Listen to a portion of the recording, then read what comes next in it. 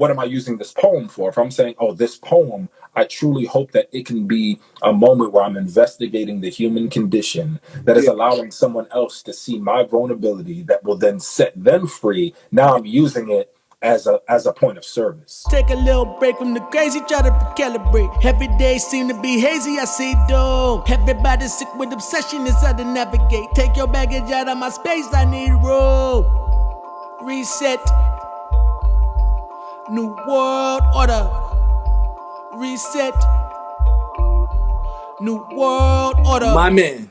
You know the vibes. I know the vibes, baby.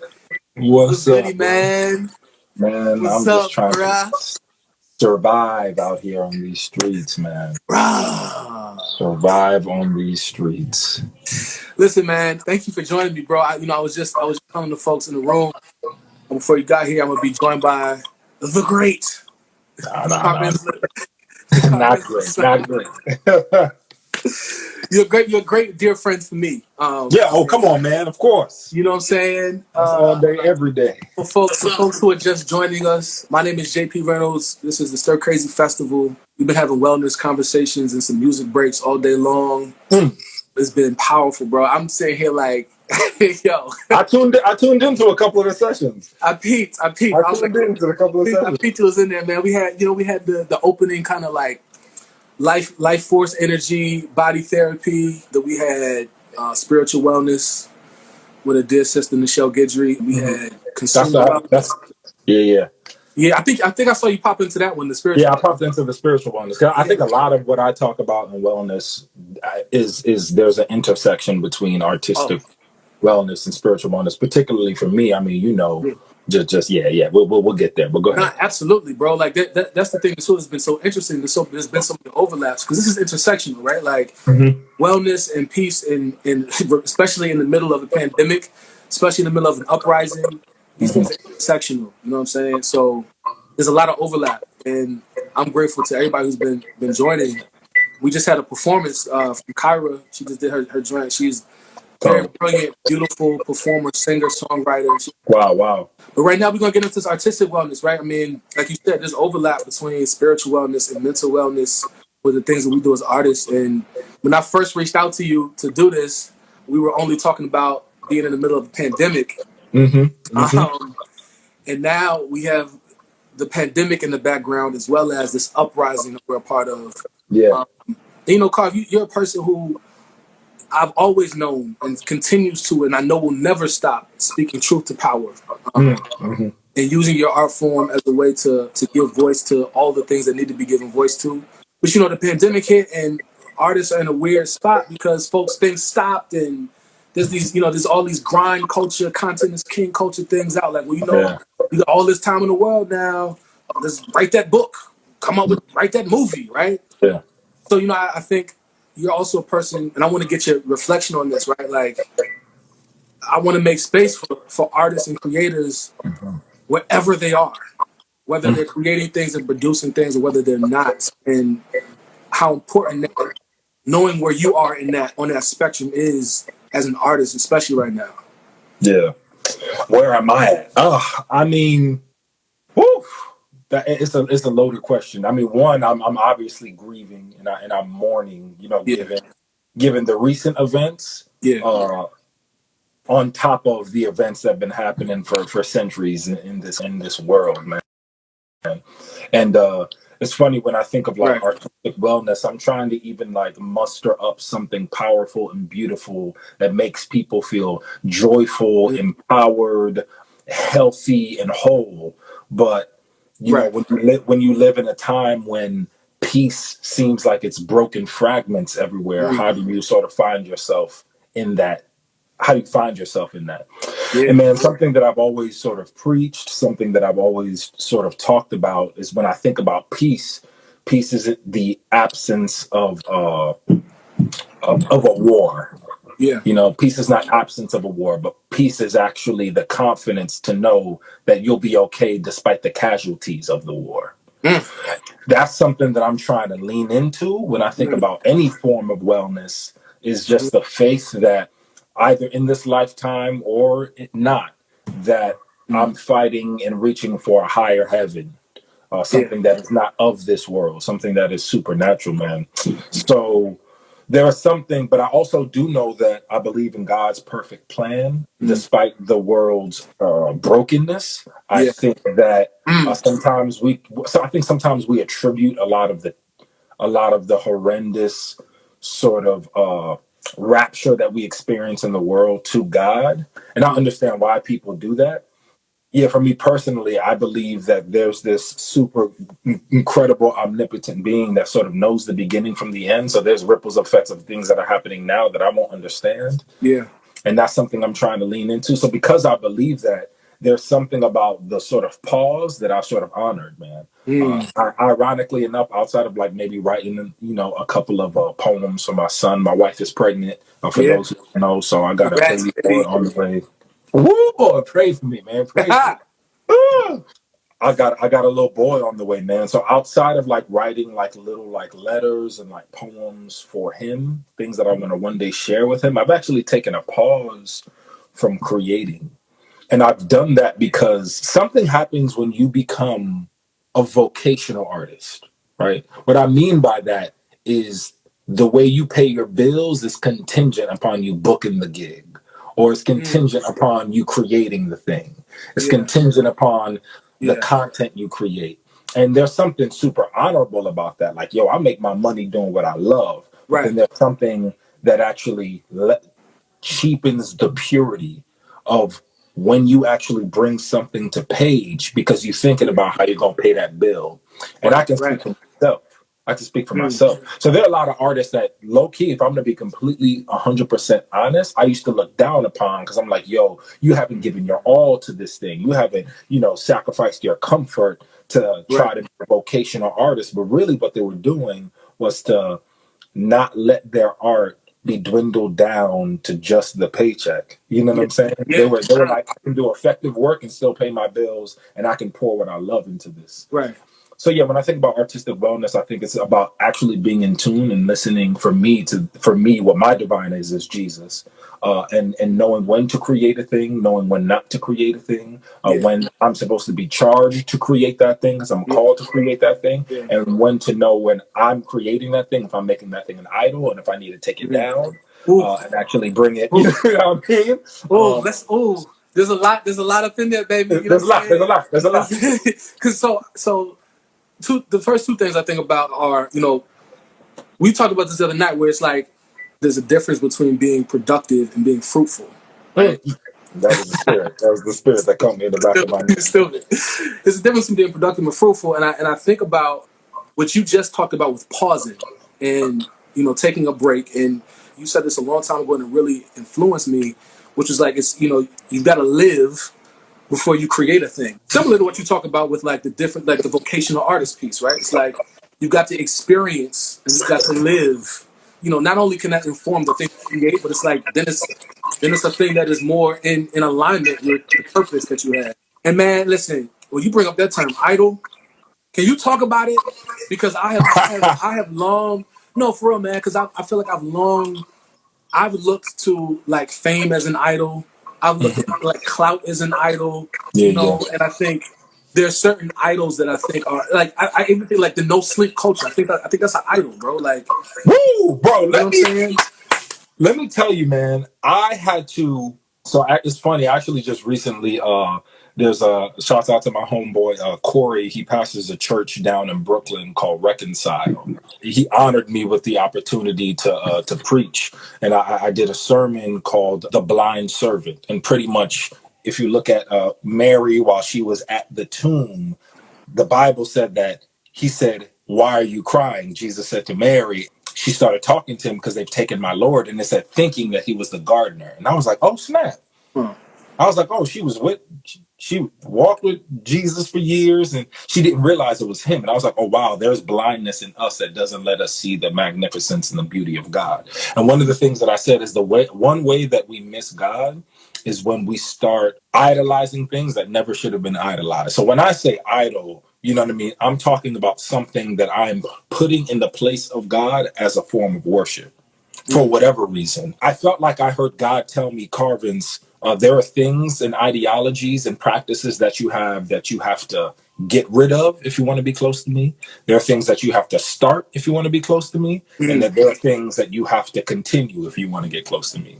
And some of the things that I had to get rid of That's good. was the hustle culture that not only do I get as being a son of immigrants, right? Where you have the looming narrative of poverty over your head as you grow up. I didn't realize how traumatizing that was. You know, when you're talking to your mother and your father, and they're like, "Oh, I had to walk 15 miles to go make a goat, so I can," you know what I mean? Every single day. And then the second thing was, man, the hustle culture that I learned from New York. Yeah, straight up. Not only did I learn from New York, specifically Harlem. You know what I mean? Specifically Harlem. You know what I'm saying? Uptown. I got some Harlem people up here in the chat. Shout out to my man Jorge Brito. Like specifically Harlem. You know what I mean? And what I realized is I had ideologies that I realized, oh, that's not of God. So I would say things like, yo, no days off. I'm like, right. Wait, hold on. No days off? Yeah, that's literally antithetical to Sabbath. Right? Not a day? Like not a day off. I'm like, okay. I was like, oh, I got to change that. Then I was like, I'll sleep when I die. I'm like, I'll sleep when I die? No, I'm going to be dead when I die. Right. You know? So, but a lot of it came from like, a lot of what we have as idols is what we think feeds our identity. So a lot of the time it's an identity issue. And a part of my wellness and a part of my artistic wellness is to actually, I have to like reshape and make priority of how I am to serve this beautiful gift that God has given me to do. Bro, this is deep, man. I ain't expect to go in this direction, but we going because like one of your more powerful poetry lines just came to my mind, right? I would call it the idol of sex, right? And in one of your poems you said, I kept asking what my name was because I didn't know who I was, right? You bring the poems up, bro. I'm telling you, that's what struck me. It struck me, but it's this question of like idol versus identity, right? And that's what, like, that line, as soon as you said identity and idol, you put those two next to each other, it came right up. I'm like, oh, he spit that in a poem I seen 6 years ago. And I'm like, you know, can you share with us the journey for artists, right? Because this is a hard thing. And again, with this backdrop of the pandemic and the revolution and the uprising, right? Like, what does it look like to journey towards finding identity? For a lot of artists, I know in music, I feel like a lot of folks are not original. I feel like a lot of folks are not operating in their true calling of their identity, probably because there's too much focus on idolatry. And again, this is something I also struggle with, right? This is me. Yeah, for sure. But can you share with us a little bit about your own journey towards, understanding your identity, especially as an artist, right? Obviously, we have a totality of an identity. We're not just artists, but it's so, and this is where we talk about the intersection. When I think about identity, it is a very spiritual thing for me. As someone who identifies as Christian, and I, search both the scriptures and those texts to figure out what I believe God is trying to communicate to me and say to me and say about the world. The first thing for me is like, when I think about identity, I have to not think about what I do, but whose I am. Yeah. Right. And the first thing is the whose I am is I truly believe I'm a child of God. I'm a child of God. And I think after I figure out whose I am, the second thing is like, okay, then I know whose I am, then what is my assignment? A lot of times our artists put sort of things on idols and pedestals is because they're using the gift, but they're using the gift without assignment, right? We have to ask ourselves, what are we using it for, right? And then if we investigate what we're using it for, it starts to reveal some things. So back in the day, I was like, oh, I'm using these poems because I actually didn't really grow up in a home that I said that was loving, and I find that I'm actually getting attention now. So I was using it for self-serving purposes. Then I was able to go, okay, that's an idol. But when I say, oh, wow, what am I using this poem for? If I'm saying, oh, this poem, I truly hope that it can be a moment where I'm investigating the human condition that is allowing someone else to see my vulnerability that will then set them free. Now I'm using it as a point of service. Right. So I think when we talk about identity, we have to think whose we are, and then we have to think what is our assignment with the gift that we have. And then you also have to, and that's why you have to start investigating. Oh wow, I have a gift that suggests a gift giver. It didn't come out of thin That's air. good. Yeah. Yeah. And I overwhelm myself with it, and it sometimes contributes to my anxiety and my stress, and sometimes my wife has to, like, bring me back down because I'm so passionate. But I'm always thinking about the assignment, man. I'm always thinking about the assignment. I'm always thinking about what song can I sing that can break this prison door, not only my prison door, but the whole prison. Who else can get free? And that's why when you look at the culture of spoken word poetry, coming up, we had this saying. It was called "Get Free." So you'll be on the mic and everyone's like, "Yo, get free, son! Yeah. Open Get up. free!" Open up. Because we're all looking for this form of freedom. You feel me? Right. Yeah, man. Listen, what you're saying right now too is also I think about it in terms of like identifying source, right? The gift giver, and being a resource for that, right? I'm resourcing a thing that was given. We're vessels, right? This is vesselhood, and what you're saying is so good, man. Like, I feel like a lot of times I think in binaries, which are ideologically I think of binaries as false, but for me it's helpful. And I also think of like this relationship between expression. Artists express. We reflect. We express. We resource. We share a gift that was given. And I think about expression. And if I'm thinking about it, it's like there's a flow to it, right? We received the gift. We let the gift out. We express the thing. But our world is so driven towards impression right now, right? So artists have to go from being a vessel and being a resource and being a re-gifter, and now we have to think about making an impression or worrying about impressions. Can you like flow with me about that, man? Like that You're relationship, so deep. You're because so deep. it's troubling though, because it's troubling to me, right? And I when I think about wellness and being an artist, I often think about like I just want to let this stuff out. But then you got to worry about proving it to so and so, and how many people saw it, and what were the impressions. Has that come up for you? Is that a thing that you've encountered as like a struggle? What is that? How do you approach that? Well, yeah, man, because I think every artist wants to operate in their highest excellence, right? Yeah, Every artist wants to go in whatever form they're in, a stage, the screen, instrumentation. Everyone wants to go with their highest excellence, and for the lack of a better word, everyone, you want to kill it. You want to kill straight it. up. You want to kill it.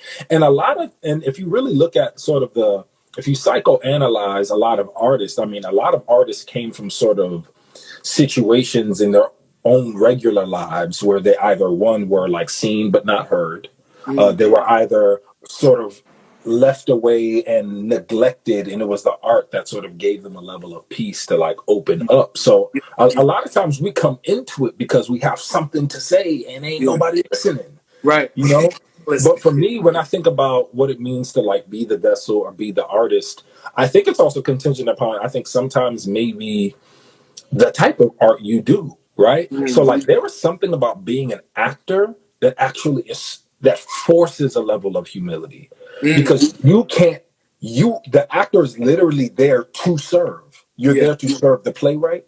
You're there to serve the playwright's vision. You then collaborate with a director who then in turn is also there to give the playwright's vision out. And a lot of ways you're like in service. So I used to always say this phrase where people will always tell God, like, yo, use me for something big. And then when God does, you start getting tight because you're like, oh, wait a minute. Oh, I'm really being used. And you actually start feeling that. Like, oh, I feel used. Am I left to the side? So for me, it's almost impossible. I'm not going to say it's impossible to be a self-centered actor because people do it. But those are the people who don't affect people. You inherently have to be a vessel and serve something higher than yourself in order to do justice to the words that you're saying. Yeah. Right. So a lot of times when we see acting performances that we don't like, most of the time, that's like the root of it. Right. Yeah. So there's something about being an actor that I think I really like, that it forces a level of humility where it's not about me. And then when you go to a certain production, so even when you think about a musical, the song, all of the parts that come together to make the thing, from costume, there are departments. There's a costume department, the music department, the choreography department, the directing department, the stage management. When you look at all these parts, you're like, oh, I'm just a part. I'm just a part of the body that is telling this whole story. Yeah. So, ooh, that's good. You said a couple things in there. I want to pull out, man. Like one thing I've always noticed about actors, and speaking to the spiritual piece, like I have like a theology of acting, right? which is that if God and actors to some degree to me are emulating incarnation. If God enfleshed God's self in humanity through Jesus, actors are literally doing that. Actors are literally enfleshing themselves in another character and putting themselves in another place for like you said, a service. And that to me has always been such a powerful piece of like what actors do. And it's one of those things we talk about vesselhood again, man. It's like whose are you and what is your assignment? I mean, man, you left me with a lot, bro. You be dropping these gems, man. I'm trying to catch all these gems, dude. not a gem, bro. Not a gem. No, there are No, no gems. listen. I've been asking everybody. Obviously, this is a moment of, like you said, you've been in mourning, right? And there's been grief, and we have collective grief, and we have collective pain, and I think, and it's also individual. I guess I've also been asking folks today about where the joy is, and where I did see that. knowing that joy is rebellious, right? For Black folks right now, especially, we can also hold the two. We can walk and chew gum at the same time. We can be joyful while we're also enraged, right? We have this really amazing capability to do that. And I want to ask you, where have you seen joy, especially through art, whether it's been your own writing your letters and poems, or has it been listening to Marvin Gaye or whatever it is? Like, where have you seen joy? Yeah, this is interesting because I had this conversation actually with my counselor yesterday, and something a piece of scripture that he actually brought up was like, love your neighbor as yourself. Love your neighbor as yourself. And he was like, look, actually, are you loving your neighbor as yourself? Right. Because I feel like you're loving your neighbor a little more than you're actually loving yourself. Because even a lot of people who are maybe even tuning in, a lot of people who know me, I think they would probably say that I'm a joyful cat. I come into the room, I take up space, I want people to feel good, I'm turning up, I'm like laughing. But generally speaking, internally, I don't feel much joy. I don't feel much joy. And joy is actually an element of one of the fruits of the spirit that is completely difficult for me sometimes. A part of the reason why I want everyone else to feel joy is because I'm so enwrapped and engulfed with the pains and the pangs of the human condition that I want people to feel at least a little bit higher than that, than the angels. You know what I'm saying? I want them to feel a little bit better. So joy is something I'm actually learning right now, bro. Like I'm learning it. But I have moments. I have little moments, and I'm trying to lean into those moments. And one of those moments that I'm leaning into is I'm just trying to envision what it's going to be like to have my little boy here. Once he's here, I'm trying to envision, and not too much because I want to experience it when it's there. I want to be present. But sometimes my wife will be sitting down and we'll be watching TV, and she'll go, "Whoo, whoo, he moved." He moved. And I'm like, wow, he's in there. He's in there, and he's like, he's in there, and he's ready to come out. That's one thing. Funny enough, man, I've been trying to go to the parts of my childhood that were good. So I've actually been watching like cartoons. Like I've been watching like Yu-Gi-Oh! And like Dragon Ball Z. I've been watching old like wrestling matches with like The Rock and Stone Cold Steve Austin, just to bring myself back to the place of when I was a kid and I had maybe a little less worries, or I was a kid. And it's funny, I love TV. I love TV. I can't live without one. I can't live without one. And my wife was like, "You always got that TV on. Even if I'm not watching it, I just need it on. I need to hear the right noise." But I love it because it was the only thing in my house that actually brought about peace. Growing up, it was the only time where people didn't argue, and we all had a common goal, which was to watch this one thing. So like sitcoms and things for me were actually healing. So I'll watch like old episodes of Martin, old episodes of like Jamie Foxx, old episodes of like Sister, because it brings me back to that place where no one fought, but everyone was tuned in. And I'm just trying to tune in. So those are the small ways I'm fighting to get joy. And Nah, that's important, and I think that's helpful, man. I think a lot of us have difficulties juggling the dualities and multiplicities of these these emotions and these fruits, as you know, fruits of the spirit, right? And joy is one of them. And you just mentioned those some really important habits, right? You just talked about how it's like the little things, right? It's like, my wife said the baby was kicking. That's super small in terms of time, but it's super large in terms of like the depth of that. And I mean, that's powerful. That's super powerful. What are you doing for joy? Man, listen, the difference between production and being productive and being fruitful has always been a struggle for me. But I feel like recently I have gotten better at protecting my peace when it comes to producing, and be like, actually, I don't need to do that. Like, I don't need to do all that. I'm not doing all that, right? And being keen where the fruit is, because I find so much joy in creating things. I'm really big on ritual right now. I have for the last few years, so like, I have a morning ritual I stick to, and it's one of those things. I'm like, if I don't do this ritual in the morning, I'm a little bit out of alignment. I'm like really big on that, like ritual. My ritual is like I wake up, I do like a salutation to the sun yoga series. I do 5 Tibetan rites, meditate, pray. Sometimes I'll write something out, just getting stuff out, affirmations, prayers, thoughts, whatever. And I'll do all of that before I even check. I try to do all that before I check my phone. Because I'm just like that's automatic interruption of joy. If I look at my phone and I'm like, I open a joint and I see something crazy happen. I see something that the current holder of the office of president did. I'm just be tight. I'll be tight all day.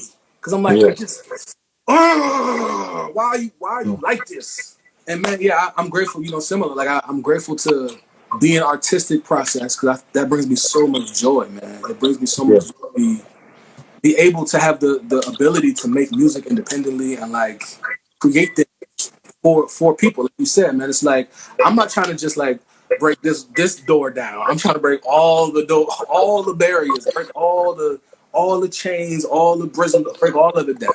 Man, we were talking the other night. Something I appreciated about you, man, is I don't even want to say passion, because I feel like it cheapens it, but your passion, dedication to the vision of everything you do is so tunnel vision and done so 100%. Let's just call it Mamba mentality.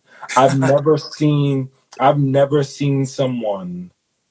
The reason why I always will rock with you, bro, is because I know I can do a show in a crack house with one person there, or in a stadium with 100,000 people there, and you're gonna perform, and you're gonna be the same way. Like this, like you're gonna be the same way. And listen, those who are faithful in the dark, God will honor them in the light. And what I love is you don't sound trumpets with your giftings and your calling. You do it because you want to do it in abundance, right? And I've always appreciated that. That's why anything I do, you're gonna be a part of it. You just are. Like, anything I do, you're gonna be a part of it. And the show, anytime I'm like, can I get this man on a mic just so I can watch? A lot of the times, bro, when I like try to get you for these gigs, it's because I want to see you. Like, I'm like, cool. These people see. I'm like, I want to see this man perform. Yo, bro. I love you, bro. Man, listen, it's an automatic yes to me, baby. It's an automatic yes. My Lord, I'm trying to even think of the first time I seen you perform, and I was like, yo, what is this cat on? What is he on? I was like, what is this cat? I don't even remember, bro. But come on, baby, you making a dark skin brother blood, baby. Come on. Nah, man. It is the admiration is mutual, man. The admiration is absolutely mutual, bro. I just want to express like immense gratitude, man. Thank you for saying yes. Thank you for this conversation. I'm grateful for the friendship, and it is an honor to see you do what you do. So thank you, man. I just one last thing. If you want to say anything, you want to plug anything, you want to just share a word, whatever you want to. I want to give you the last kind of word. Man, I don't even know what to say. But I guess I'll say love, peace, and hair grease. I'll say this. This is random. If you don't have an air fryer, get yourself an air fryer. Do you have an air fryer, bro? Do you have an air fryer? You laughing? Do you have an air fryer? I don't have an air fryer. I don't. I know you don't eat meat. But you can air fry all other things, bro. Get yourself an air fryer, bro. Yo, Tabitha Brown, she be talking about the air fryer. I could do a bunch of vegan joints in the air fryer. I do peep. Game changer. Do you eat I fish? do peep. I do eat fish. I do eat fish. Bro, I air do. fry yourself some shrimp, man. Like, stop playing, bro. Go get it. Yo, if you watching this, go get you an air fryer. I've been air frying chicken for 2 weeks. No oil, bro. No oil. Crispy. Straight air. Crispity Straight air. crunchy. Straight air, bro. Hot air, bro. Crispy. I just said that because I'm finna go eat me an air Yo, fried chicken wing right that's a now. perfect word, man. Listen, thank you, Carl. Thank y'all for tuning in. Peace and power. True.